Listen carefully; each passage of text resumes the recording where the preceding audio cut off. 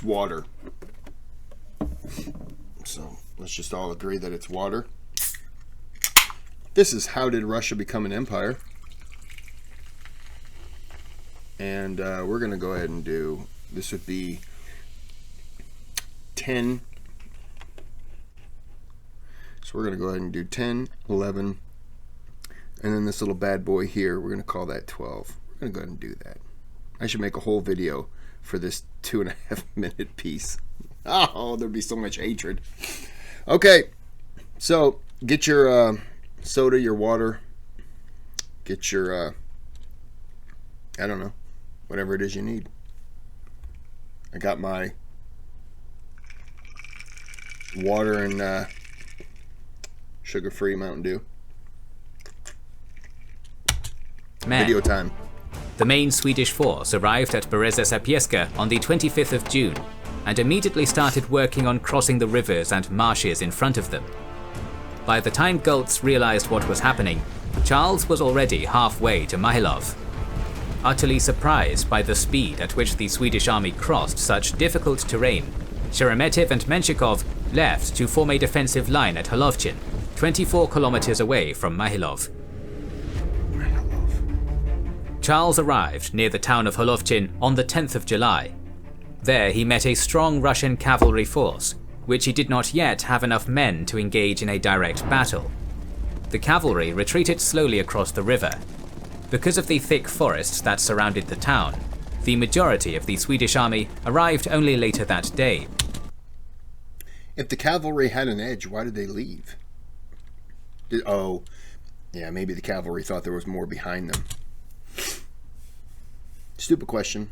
There was very little action in the next couple of days, as the Swedes waited for all of their units to arrive, while the Russian army was fortifying its position. Those fortifications were completed on the 13th.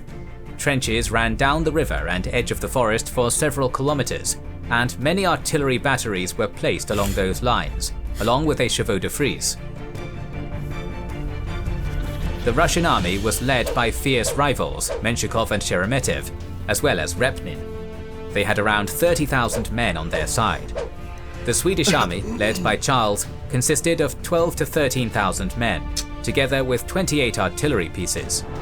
The Russian army was spread over the entire length of the trenches. However, the parts of the army that were under the command of different generals had barely any communication with each other.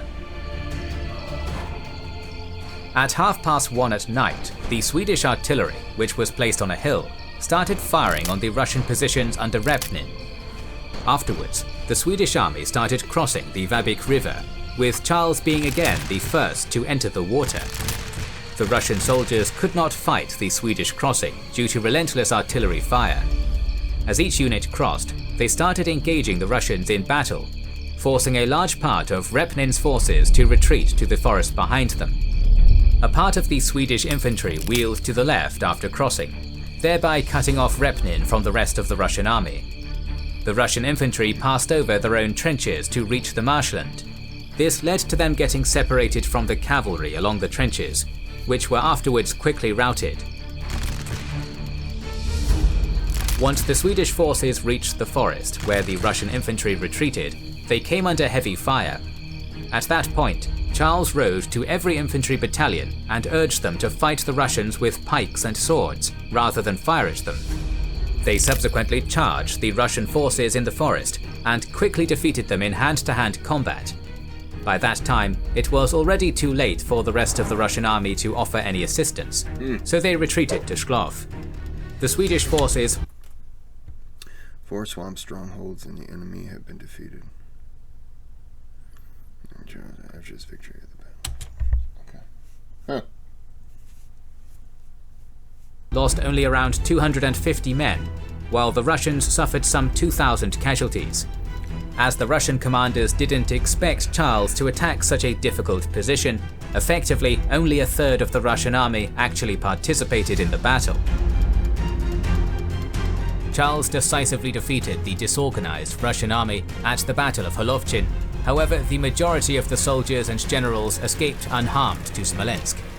The bridges across the Dnieper were burned during the retreat. The Swedish soldiers were exhausted from the forced marching, food shortages, and bad weather, so they could not build new bridges for a month. After crossing the Dnieper, it became evident that the Russian forces had extensively employed scorched earth tactics. The area between Mahilov and Smolensk was completely devastated, with peasants fleeing with their cattle into the forests and leaving neither crops, tools, nor any other kind of supplies for the Swedes. Additionally, the Russian army burned down almost all buildings, leaving no sturdy shelter from the worsening weather. Seeing a direct advance towards Moscow as suicide, the Swedish command reviewed their possible options. As Charles refused to advance into Russia in the aftermath of the Battle of Narva, it came as a surprise to many that he chose to do so now. A variety of factors contributed to his decision. His belief that Ruthenia was a prosperous and resource-rich land, that the Ukrainians wanted to rebel against the Russians, and that he could expect aid from the Cossacks and Crimean Tatars. Meanwhile, a Polish army advanced into Ruthenia as well. The hetman of the Zaporozhian Cossacks, Ivan Mazepa, was worried at this confluence of several large armies into his lands. One story about him says that as a young man he was caught in an affair with a noblewoman whose husband punished him by tying him naked to a wild horse and setting it free. Eventually he reached the Cossacks and became their military leader. What the hell?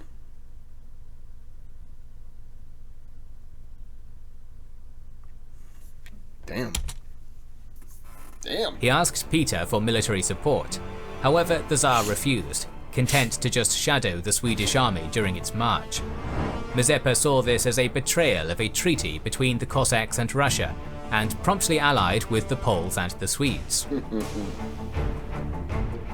The Russians retaliated quickly, seizing the Zaporozhian capital of Batory, massacring all of its inhabitants and allegedly tying them to crosses and floating them down the Dnieper. The Russian army also continuously employed scorched earth tactics, depleting the land of anything useful. Trying to avoid further Russian reprisals, the Zaporozhians replaced Mazepa with a new hetman and continued fighting on the Russian side. The Swedish army, once again low on supplies, was eager for the arrival of the support army. Lewenhaupt's support army was supposed to meet the main army at Mahilov in August. With significantly fewer men and resources than planned, they nonetheless managed to leave Riga in July. Due to bad weather, they fell significantly behind the main army. Peter was aware that Charles was expecting a relief force, which put Lewenhaupt's army at great risk as soon as they were discovered. His army crossed the Dnieper River on the 2nd or 3rd of October.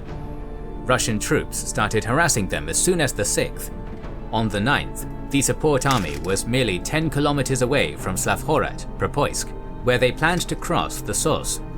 It was at that point, near the village of Lesnaya, that a large Russian army started attacking them. Because of previous raids and rumors that Russian troops had already taken Propoysk, Lewenhaupt arrayed his support army defensively. 700 infantry and cavalry were placed at the front, followed by half the baggage. They were followed by several cavalry units, behind which was the rest of the baggage train. The remaining soldiers were placed at the edge of the forest in order to prevent any attacks.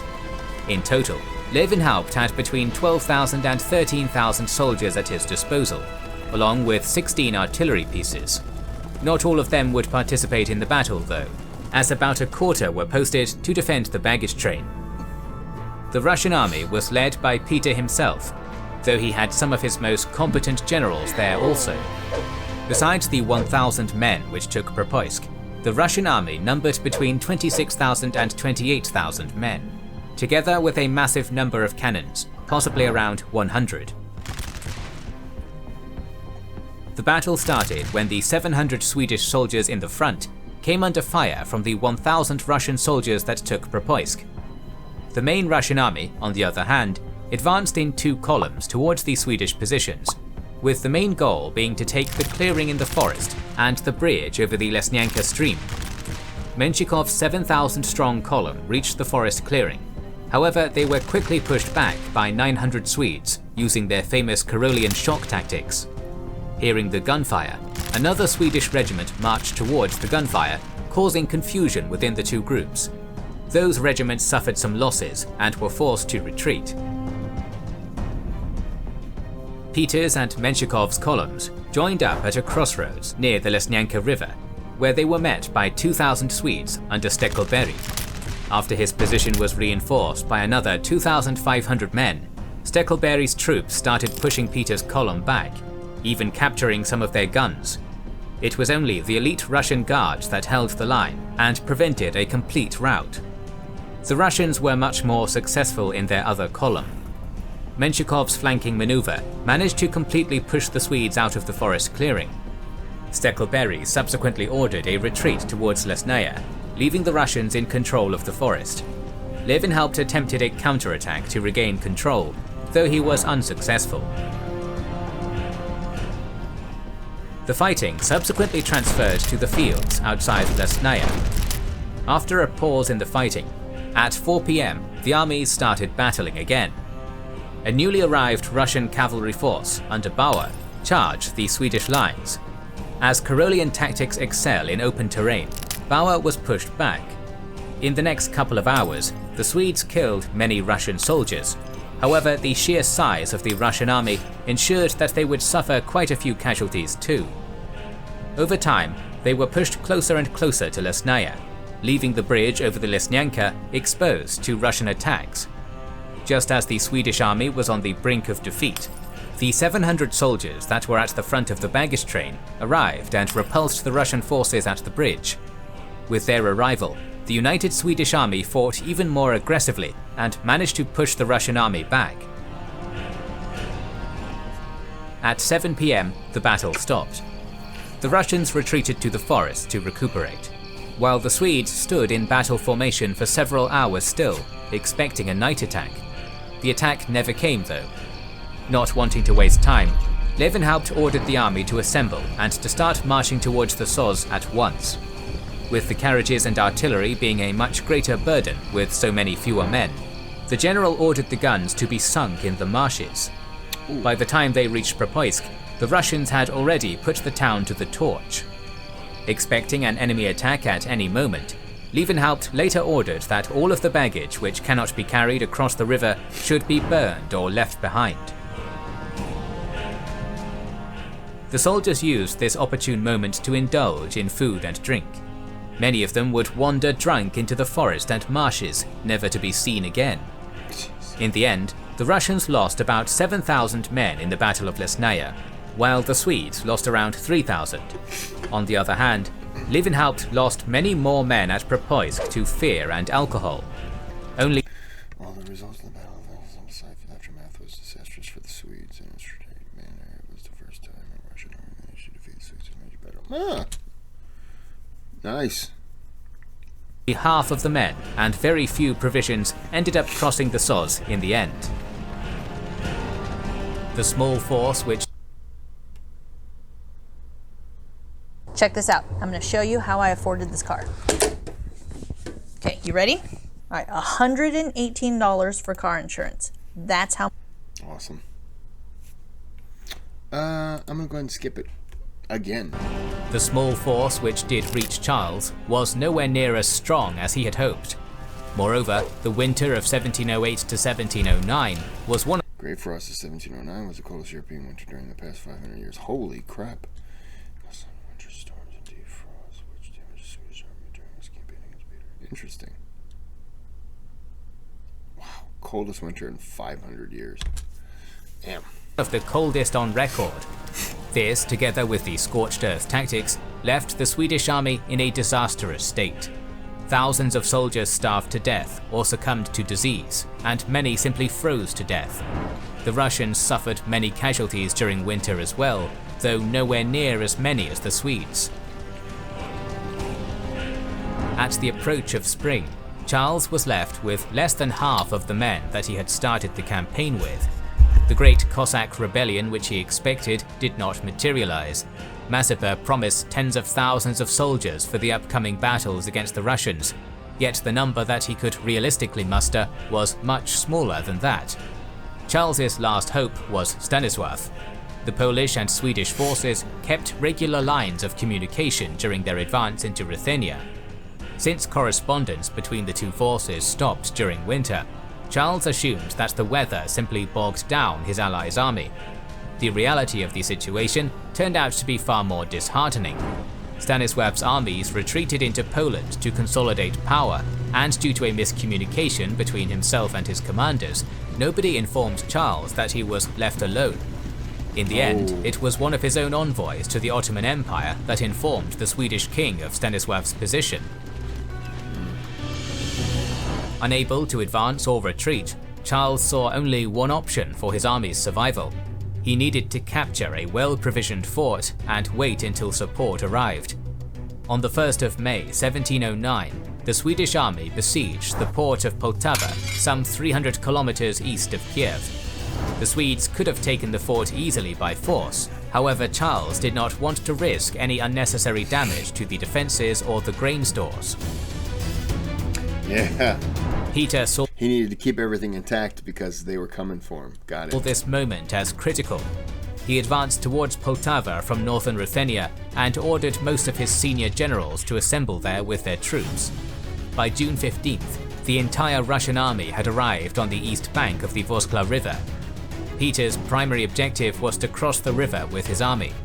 To divert the attention of the Swedes, he sent some cavalry to feign a crossing south of Poltava. Charles then rode out of his camp to see what was happening. What occurred next was one of those minor chance events that sometimes decides the fate of nations. The Swedish king was shot in the foot by a Cossack and refused to have the wound tended to until he nearly fell unconscious.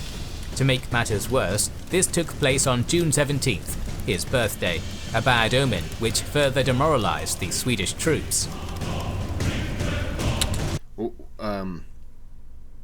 Oh. Okay, well, I'm going to ask the question. Does he lose his foot? Does it kill him? An infection? We'll find out, won't we? While Charles was weakened by fever, his generals could not agree on the response against the Russians. Peter used this opportunity to cross the river and set up camp north of Poltava. The camp was fortified afterwards, and a series of redoubts were built. To the rear. Oh, sorry. All right. I'm going to go ahead and end this here. And we'll pick up with this bedably.